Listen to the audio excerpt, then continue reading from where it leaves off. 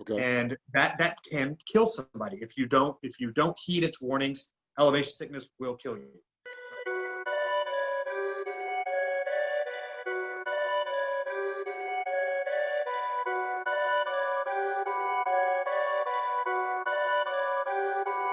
Perfect.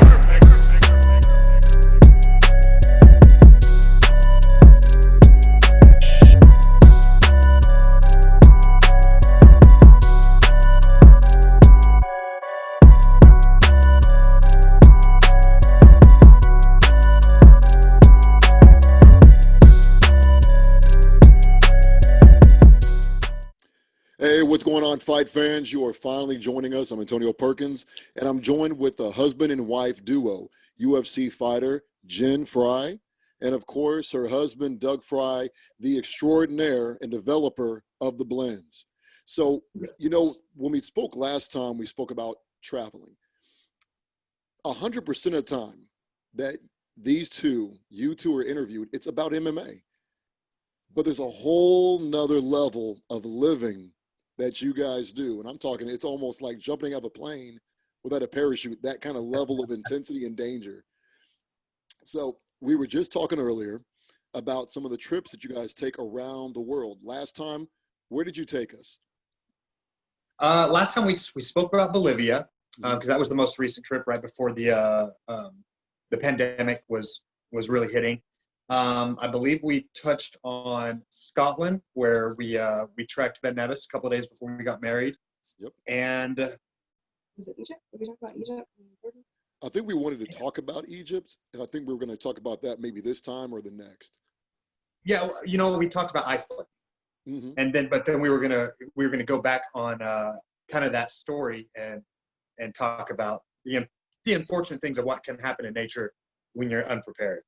So full disclaimer, whenever we're talking about these stories and these adventures, I want people to be inspired and to go have your own adventures, but you have to respect your level of going into nature and doing things that could present life and death situations, because that is one of the unfortunate things about going into the wilderness, is you are at the mercy of the elements. And so you have to be prepared. So any of you that are listening to this that are inspired by it, if you want tips, reach out to either one of us on social media. I'm more apt to respond, but feel free to, because I do want to share that knowledge for safety reasons. And so for people, before we do get started, I love the disclaimer. I think so many people get excited to hear, but they want to go out and try it, and they really need to hear this, what you're about to tell us, how intense it can get if you're not prepared. Yes, for sure. All right, man. So before we start, how can they get a hold of you? Like, what is your social media? You go to my Instagram. I don't have Twitter or Facebook any longer, so just Instagram, Douglas.Frey, and Jinh is Jinh Frey. Okay. All right. So we were just talking about going onto a trip. Man, I've got my luggage on my back. Take me there. Okay, so let's go right into Ecuador. Okay. 2014, May of 2014. Jin's sitting around the house and going, where are we going to go? Found some fairly decent priced flights to Ecuador, and so starts piecing together the adventure. We knew that we wanted to try our hand at doing a bit more of a advanced mountain trek and climb. And so we looked at two of the mountains around Quito, which was Cotopaxi, which sits at just over 19,000 feet, and the sister mountain right next to it, Chimborazo, that sits, what is it at? Is it close to 22,000? Yeah, I think so.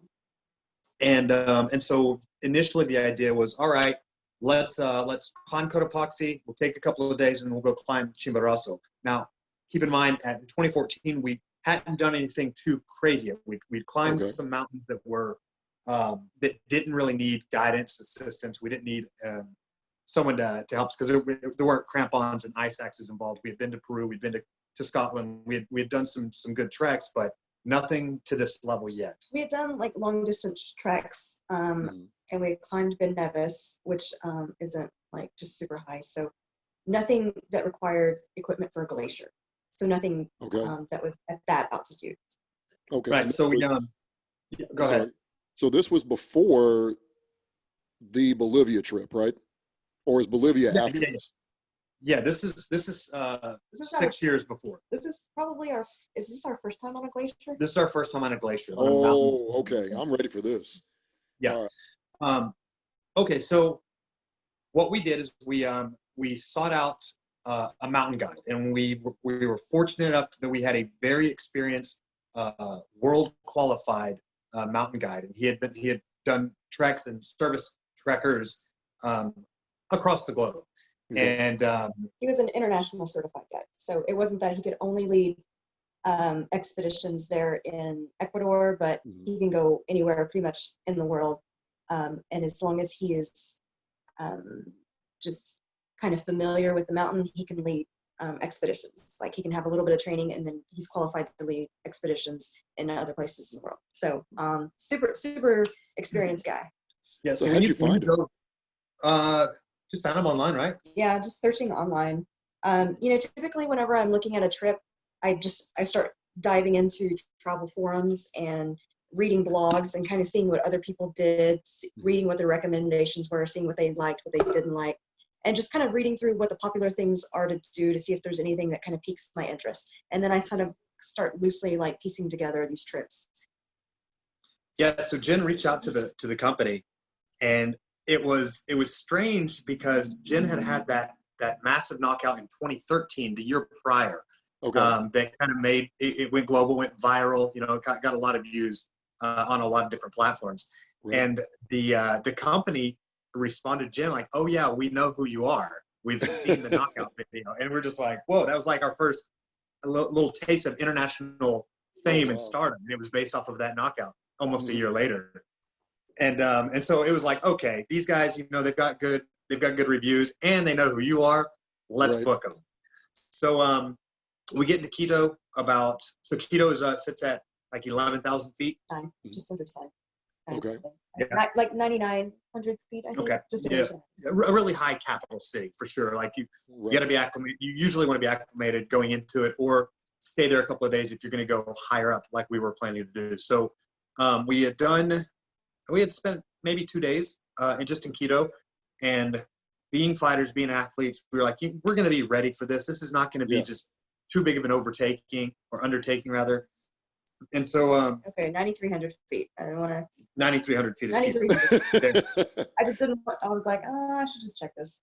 And so that's kind of your baseline to know the risk involved to your body as far as getting headaches and how your body reacts to elevation. That's kind of your gauge. Well, we have flown directly into Cusco, and Cusco is actually higher. I think Cusco is like in the 11,000s.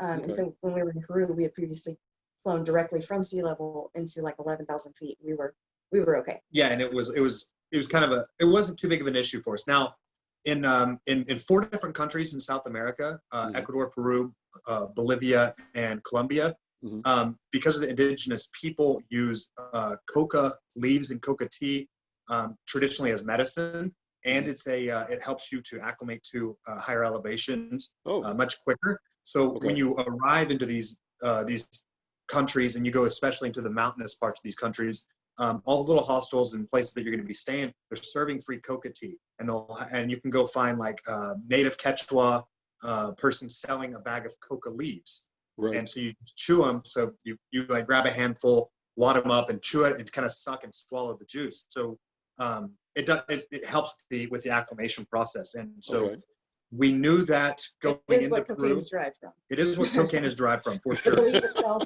in its like natural form, is nothing like snorting a line of cocaine. Yeah, it's like you got to put that out there. Thing. Yeah. Put that disclaimer on there. So back to Ecuador. Getting into Ecuador, going into Quito, we go to city center. We get a bag of coca leaves. The place we're staying at has some coca tea. So we're starting to acclimate right there. We're starting to get that or help with the acclimation process. But we only stayed 2 days, and we didn't really do any treks in Quito. We didn't go to any of the surrounding small mountain climbs. And instead, we Like, all right, we met with Jose on that second day. Jose was our guide. Okay. We had lunch with him. And that day he was going to drive us out to the park that hosts that has the mountain Cotopaxi in it. Mm-hmm. And we were going to be staying the night, kind of not, I say night, but we stayed the evening, tried to get a little bit of sleep. And then around 11, 12 o'clock at night, you wake up to start the journey, the trek up the mountain. Okay. And so we meet with Jose, and we're having our lunch and getting familiar with each other. And he drops the story of what had happened the previous year on this trek that we're going to go on, trying to get to the top of Cotopaxi, that there was a Canadian girl, a young girl, in her 20s, who she had hired a guide that she went cheap with the guide. And when you do certain expeditions like this, you don't go cheap ever. Okay. Because that could be the defining factor between your safety. Because that opportunity is out there. If you don't know, then you go cheap. If you do, like Jinh did the research, look for these things. Yeah, like whenever you book online, like outside of the country, it's always going to be a little bit more expensive. You can always just wait until you get in there, get to the city, go into city center, and just walk, down the street, and you're going to have tons of little tourist agencies, advertising that they can take you, and everybody's competing price-wise. But you don't necessarily know if they have certified guides and what type of safety equipment they have and what type of safety training they have. So, you can get things done for really cheap, but you take a huge risk. Okay, so you guys are here. Okay. You guys are safe. You're alive because you guys did your due diligence. But in this story, if you go cheap. Yeah, this is one of the dangers. This is the caveat. This is it, the caveat, exactly. So we're having lunch with Jose, and he's like, just so you guys know, I was on this mountain last year, and there was a woman who had hired a guide who shouldn't have been a guide, and he was taking her up this mountain, and they came across a really dangerous part of the mountain where big overhanging pieces of the glacier of ice are called seracs. And she was walking underneath one that was loose, and it fell on top of her and crushed her. What? And the guides, whoever else was with that team, they were looking for help. Jose was not far off. He had kind of seen what had happened. He made his way up to them and held her in his arms while she died. And he was like, just so you know, like, this is why when you guys go with me, like, I know this mountain and you guys did well. But at the same time, Jinh and I are like, what the fuck? We're about to go climb this mountain right now. Like, thank you for that story. And I'm like, you crack open the pamphlet, but like, wait a minute, man, did you skip something here in this pamphlet? This wasn't in there. This wasn't in it. I mean, we're not laughing at the girl who died. We're just laughing at the fact, the irony of it. Like, yeah, exactly. Let's go, guys. It's a tragedy. It really is. So. Man, that's crazy. We leave lunch with that, and it's like, okay, we're going to get to this mountain hut. Now, there had been when we were looking at this Cotopaxi trek specifically, there was one area that was like where all the mountaineers, they stayed before you tried the summit in the night. Well, it was under construction, so we had to actually stay about 2,000 feet lower at another part of the park. Okay. Which made us get started much sooner, but we had much further to trek. And so we get up. It's 11 o'clock at night, 12 o'clock at night, and we gear up. And I'll tag you in the photo, because I took a photo of Jinh sitting on our bunk bed just 5 minutes before we're about to walk out the door, get into the vehicle, and drive to a car park where we actually start the trek. So we get to the car park. And above us on a cliffside, we can see some tents. We see like 2 or 3 tents, people starting to wake up. And so we knew that there was going to be another group that was doing the same trek as us. Okay. And so we start our way up the mountain. And so because the construction of the hut that was originally there, because it was being renovated, we had to start in what's called skreet. Skreet's like a sandy volcanic ash, and so it's like walking in sand to where you're stepping and sliding down, stepping and sliding down. So and before you get to the glacier. And this is pitch black at this point still. Yeah, I mean, it's midnight, right? We have our headlamps on, and the stars were out, and I believe the moon was out that night. So we had a little bit of moonlight as well. Did you get a chance to enjoy it? I mean, the moon and the stars. I mean, could you enjoy what you were doing while you were? It was nice, but also on these treks, if you stop moving, it's like you want to stop and take a break because you're out of breath. Right. You want some water, but it's like as soon as you stop moving, you start realizing how cold it is. Like your feet start getting cold, your hands start freezing. You know what I mean? Like you almost have to keep moving to stay warm. Yeah, because we're talking, it's like starting to get single digits as far as like how cold it is. You guys don't travel when it's warm ever, apparently, except for a couple times. I've seen a couple of times. So you guys the mountains are cold. It's cold at the top of those mountains. Man, so psychologically, does that play a factor? Because one, you're cold, it's pitch black, so your senses are heightened. But you're right. You know, if you stop, then you start to realize the temperature drop around you. So, you know, mentally, where are you at with all that? You just continue to push forward. You know that as far as gear goes, we have the proper gear to keep us warm. We keep moving, the blood keeps pumping, and we're good. Mm-hmm. It's a part of it. You just understand you're climbing in the middle of the night, and if you want to get to the summit, like these are the things that you go through. It's just part of it. Okay. So we finally get past all the skreet and we get to the glacier, and now it's time to put on the crampons, get our ice axes, line up to each other. This is very similar to the story that we talked about in Bolivia, right? Where we get lined up, and it's so let's see, it's Jose's at the front, Jinh is in the middle, and I'm the caboose. Okay. And we start the trek, and it's tough, man. Like it's at that time, all I can think about is like, this is the hardest thing I've ever done in my entire life. And I will say Jose was probably 6'3", 6'4", like all legs. Long, so he's just humping it, and I am like, you know, and I think the snow was a little bit deep, like maybe 6 or 7 inches. So you're stepping and you're coming down. So that's like, you know, good. That's like knee high or whatever. You know, I'm struggling for these steps. Jose, you know, I guess maybe just because he thought, you know, we were athletes or whatever, he's like, oh, it's fine. We can have like a really heavy.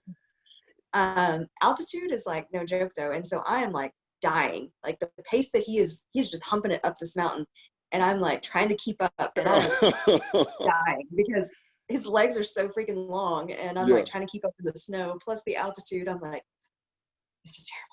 Does that help when he's making a place in the snow and you're trying to mimic his footprints and you're sinking in? Do you want to create your own, or do you want to step in the person in front of yours?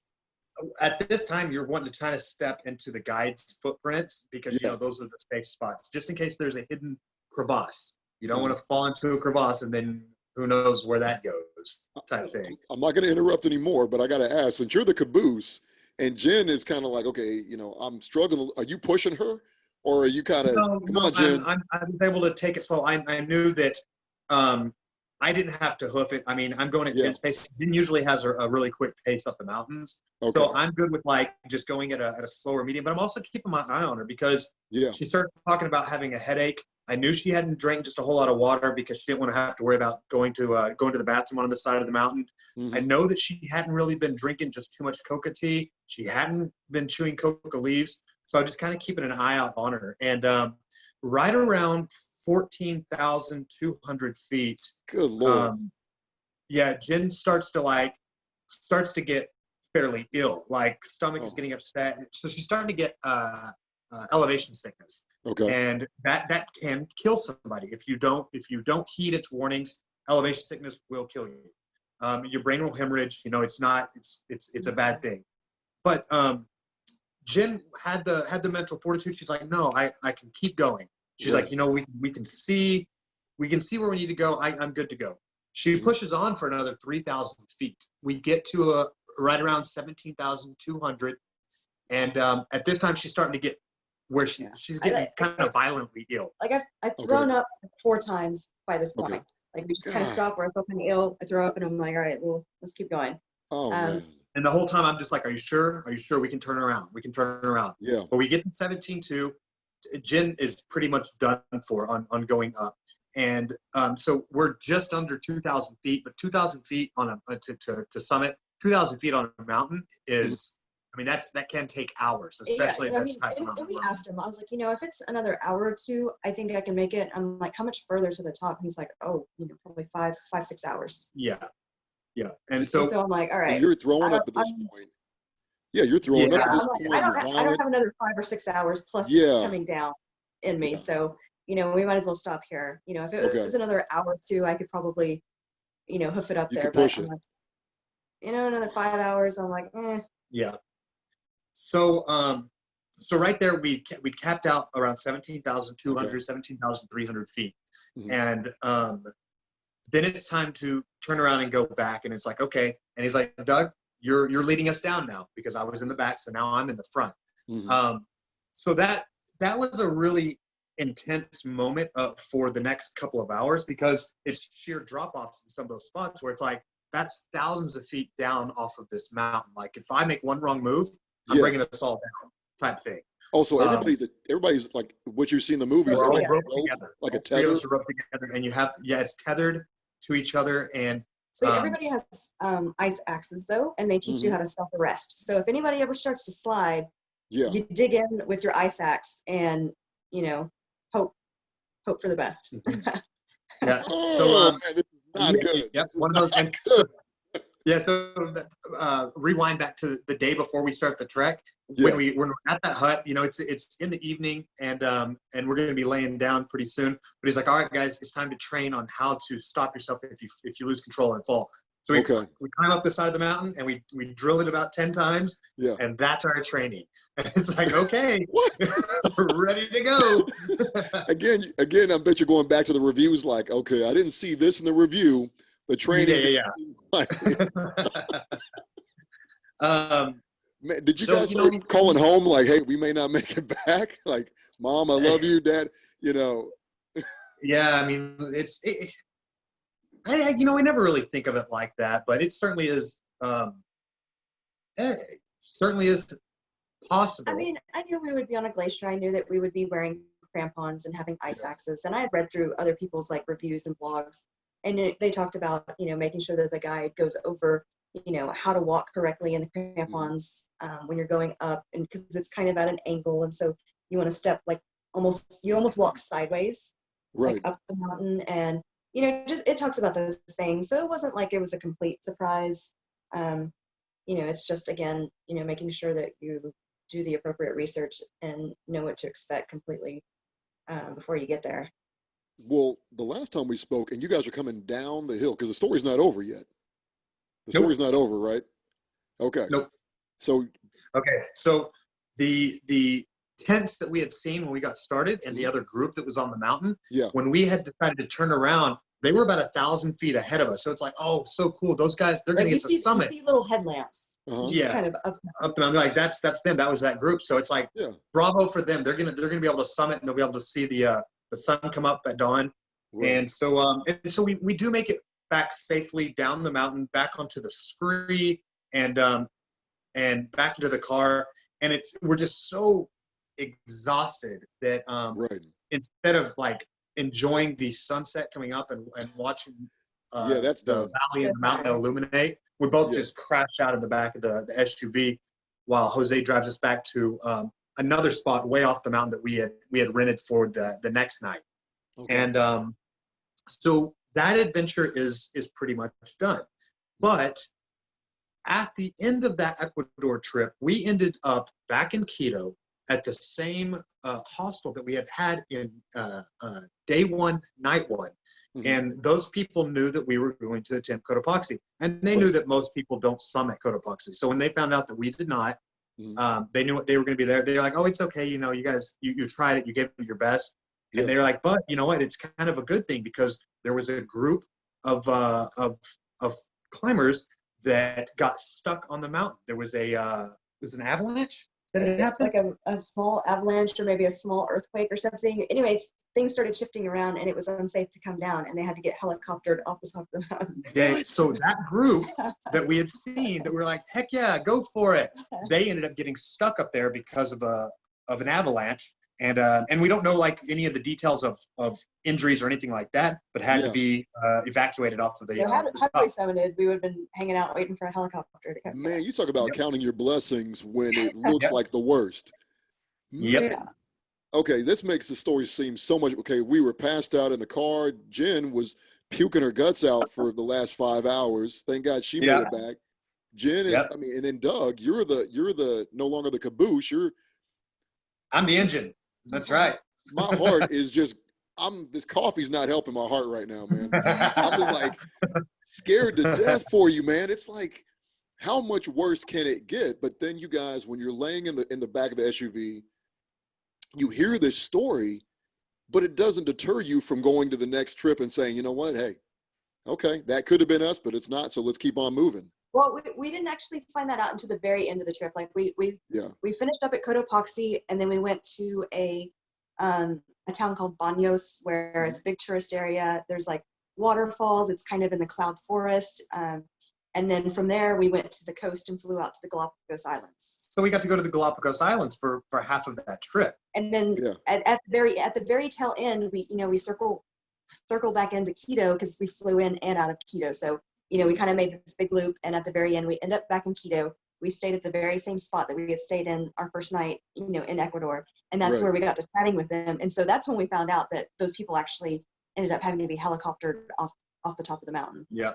So So what did so kind of back, your guide, which I really believe your guide gave you guys the best and the worst case scenarios of what he's seen and why to trust him.